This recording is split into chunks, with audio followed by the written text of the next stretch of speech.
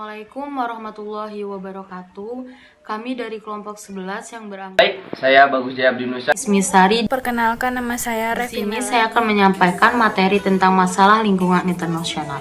Yang pertama, kami akan membahas perdagangan dan lingkungan.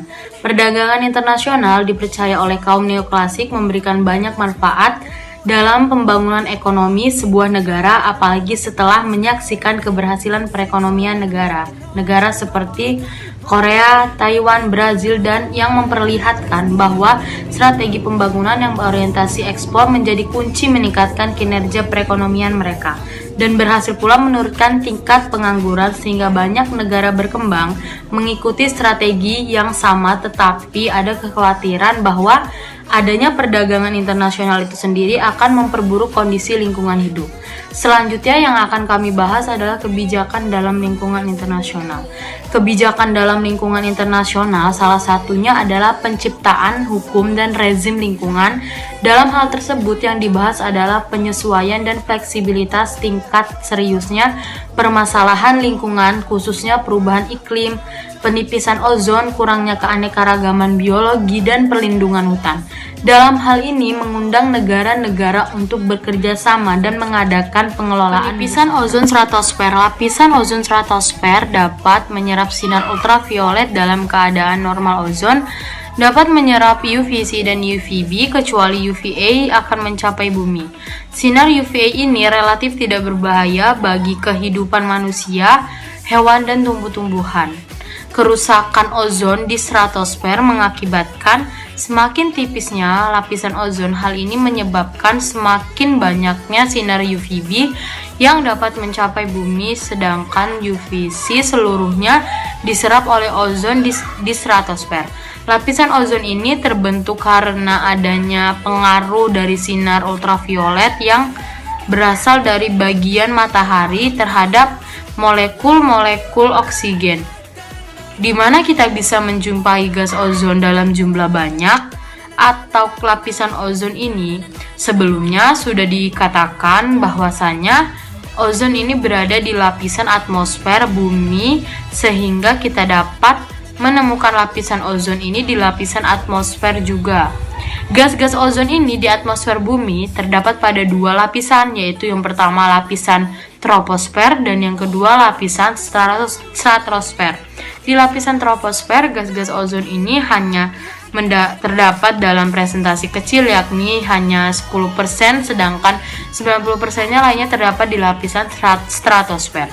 Lapisan troposfer sendiri berada di sekitar 10 km dari permukaan bumi, sementara lapisan stratosfer berada di sekitar 50 km dari puncak lapisan troposfer. Sehingga dapat kita bayangkan lapisan ozon ini berada jauh bebas di atas sana. Oleh karena keberadaannya di lapisan atmosfer bumi, maka lapisan ozon ini mempunyai peranan yang sangat penting untuk menjaga bumi dari hal-hal yang tidak diinginkan, termasuk dari radiasi sinar matahari. Fungsi dari lapisan ozon ini sendiri adalah yang pertama mengatur sinar ultraviolet yang masuk ke permukaan bumi. Sinar ultraviolet yang memiliki panjang gelombang 280 hingga 315 mm ini sebagian besar diserap oleh lapisan ozon, sehingga sinar ultraviolet yang sampai ke permukaan bumi jumlahnya sangat sedikit. Karena porsinya yang hanya sedikit inilah, sinar ultraviolet tidak terlalu membawa efek buruk yang signifikan bagi makhluk hidup yang ada di bumi. Yang kedua, melindungi bumi dari sinar ultraviolet. Selain mengatur jumlah atau porsi sinar ultraviolet yang sampai ke permukaan bumi, lapisan ozon juga sedikit banyak membantu menghalang-halangi sinar matahari agar tidak sampai mengenai permukaan bumi secara langsung. Apabila sinar ultraviolet mengenai permukaan bumi secara langsung, maka hal ini akan menjadi sesuatu yang sangat bagi hanya keberlangsungan hidup planet bumi, namun juga bagi kehidupan makhluk hidup yang ada di dalamnya. Yang ketiga, menyerap sinar ultraviolet. Masih serangkaian dengan fungsi lapisan ozon terhadap sinar ultraviolet, lapisan ozon ini juga menyerap sinar ultraviolet. Maka dari itulah di lingkungan atmosfer bumi akan banyak kita dapat sinar ultraviolet yang diserap oleh lapisan ozon ini. Selanjutnya dampak penipisan ozon. Yang pertama menyebabkan kanker kulit pada manusia. Dampak pertama ini akan dirasakan oleh manusia dari masuknya sinar ultraviolet secara langsung adalah timbulnya penyakit kanker kulit. Seperti yang kita ketahui bersama bahwasanya kanker merupakan penyakit yang sangat mematikan. Segala jenis kanker ini dapat membahayakan kehidupan manusia. Salah satunya adalah kanker kulit ini. Sinar ultraviolet mempunyai kandungan yang berbahaya dan dapat menyebabkan timbulnya kanker kulit. Yang kedua, memusnahkan hasil pertanian. Sinar ultraviolet ternyata juga banyak berdampak pada manusia saja, tidak hanya manusia saja, namun juga berdampak pada makhluk hidup lainnya, termasuk pada tumbuh-tumbuhan. Sinar ultraviolet ini dapat merusak berbagai tanaman penting dunia. Berdasarkan pada hasil kajian bahwa tanaman barley dan oat menunjukkan penurunan tingkat produksi karena adanya penerimaan sinar ultraviolet yang semakin tinggi. Sinar ultraviolet juga akan menyebabkan tanaman mengalami hambatan pertumbuhan, mengalami pengkerdilan. Hal itu juga merusak hasil panen yang ada. Yang ketiga, mengganggu ekosistem laut. Tidak hanya berdampak pada tumbuhan, sinar ultraviolet yang menyinari permukaan bumi secara langsung akan memusnahkan kehidupan makhluk laut. Radiasi dari sinar ultraviolet akan mematikan anak-anak ikan, kepiting, udang di lautan. Selain binatang-binatang laut, radiasi dari sinar ultraviolet juga akan mengurangi jumlah plankton yang ada di jutaan. Yang keempat, menyebabkan pemanasan global.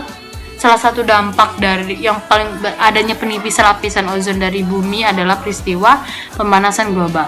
Peristiwa pemanasan global merupakan peristiwa di mana suhu bumi mengalami kenaikan yang begitu pesat.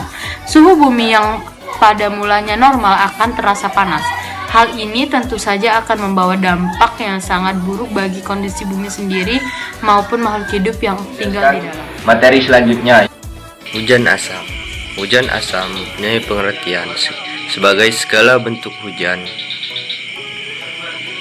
yang memiliki kadar asam di bawah pH normal, yaitu 5,7.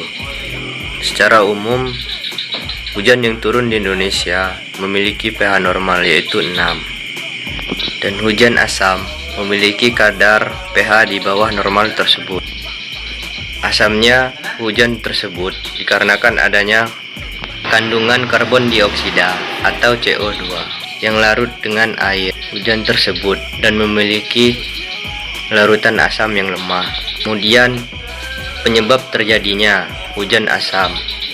Penyebab terjadinya hujan asam yang pertama itu karbon dioksida, CO2, dan karbon dimonoksida atau CO. Ini merupakan hasil gas pembakaran yang bertemu dengan uap air atau H2O. Kedua gas ini bila bertemu akan menghasilkan asam karbon atau H2CO3 yang termasuk dalam kategori asam lemah. Kemudian hidrogen sulfida atau H2S, sulfur oksida atau O2 yang bertemu dengan uap air atau H2O akan membentuk asam sulfat atau H2SO4 yang merupakan kategori asam yang kuat. Proses terjadinya hujan asam. Tahap-tahapan terjadinya hujan asam setidaknya ada 6 tahap. Berikut di gambar ada tahapan terjadinya hujan asam. Yang pertama itu di bumi terdapat beragam aktivitas, baik aktivitas alam maupun aktivitas manusia, yang menimbulkan berbagai macam gas yang menyebabkan hujan asam.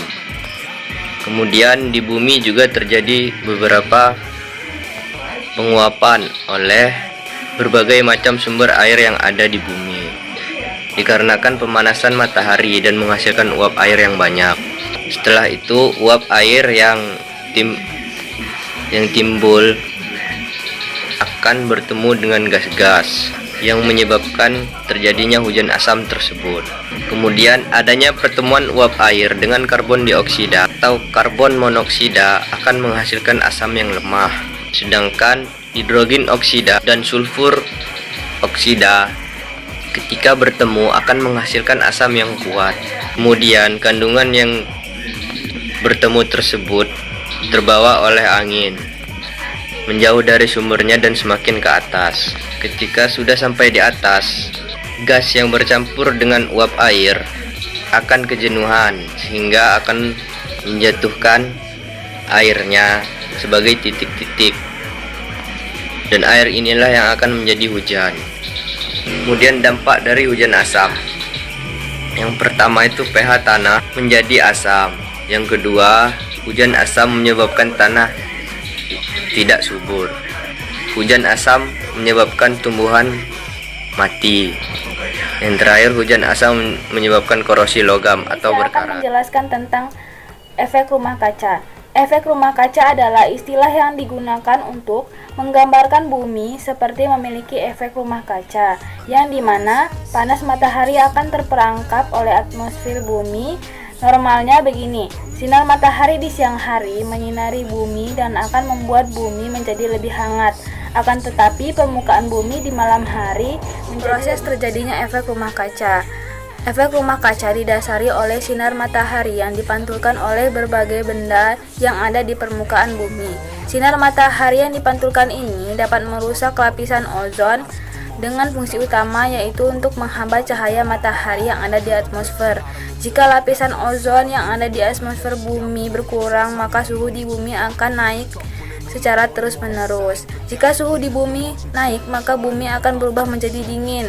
Kondisi tersebut akan menjadi bertambah buruk karena karbon dioksida yang ada di bumi, karena dapat menahan pantulan sinar matahari sehingga suhu bumi pun akan semakin menghindari lapisan ozon yang rusak di lapisan atmosfer bumi.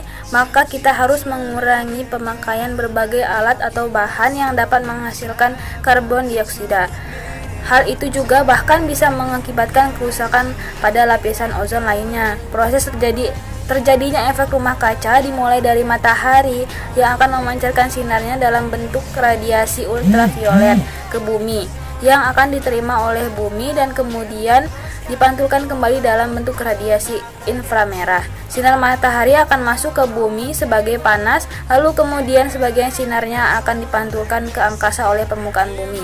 Sebagian lainnya akan diserap baik oleh permukaan bumi yang warnanya agak gelap ataupun oleh gas rumah kaca yang sudah terkandung di dalam atmosfer.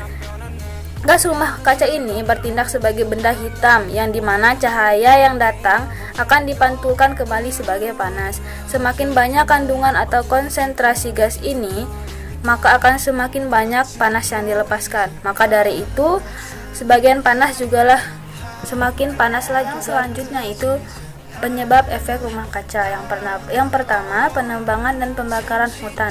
Pohon memiliki fungsi sebagai mengubah gas karbon dioksida menjadi oksigen yang sangat dibutuhkan oleh manusia. Tetapi manusia lebih suka menebang dan membakarnya untuk kepentingan sendiri, misalkan untuk lahan bercocok tanam. Saat hutan dibakar, akan menghasilkan gas rumah kaca yang dapat meningkatkan konsentrasi gas rumah kaca. Yang kedua, penggunaan bahan bakar fosil. Penggunaan bahan bakar fosil misalnya minyak bumi dan batu bara juga bisa menjadi salah satu penyebab efek rumah kaca. Karena penggunaan yang berlebihan akan menyebabkan konsentrasi gas rumah kaca di atmosfer. Seperti misalnya karbon dioksida dihasilkan dari pembakaran bahan bakar fosil. Yang ketiga, pencemaran laut. Tahukah kalian bahwa laut dapat menyebabkan karbon dioksida dalam jumlah yang besar yang disebabkan oleh pencemaran laut oleh limbah industri dan sampah. Kemudian laut pun menjadi tercemar sehingga banyak ekosistem yang di dalamnya rusak atau musnah. Lalu laut pun tidak dapat menyerap karbon dioksida dengan baik. Yang keempat, industri pertanian. Pertanian yang berskala besar dan sudah disebut dengan industri biasanya akan menggunakan pupuk dalam jumlah yang banyak. Pupuk yang dipakai itu akan melepaskan gas nitrous oxide ke atmosfer yang kemudian menjadi gas rumah kaca. Yang kelima, limbah industri juga tambang.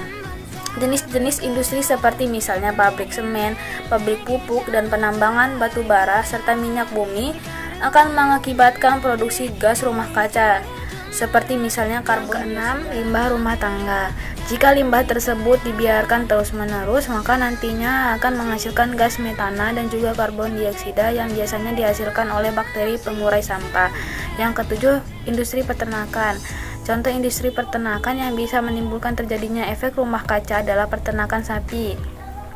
Yang selanjutnya, akibat efek rumah kaca. Yang pertama, perubahan iklim yang ekstrim. Yang kedua, meningkatnya permukaan air laut. Yang ketiga, meningkatnya suhu global. Yang keempat, gangguan ekologis. Yang kelima, dampak sosial dan politiknya. Zat-zat yang dapat menimbulkan efek rumah kaca. Yang pertama, penggunaan pupuk kimia. Yang kedua, penebangan hutan atau lahan yang berpindah. Yang ketiga, gas rumah kaca terdiri dari yang pertama senyawa karbon dioksida, yang kedua senyawa nitrogen, yang keempat klorofluorokarbon.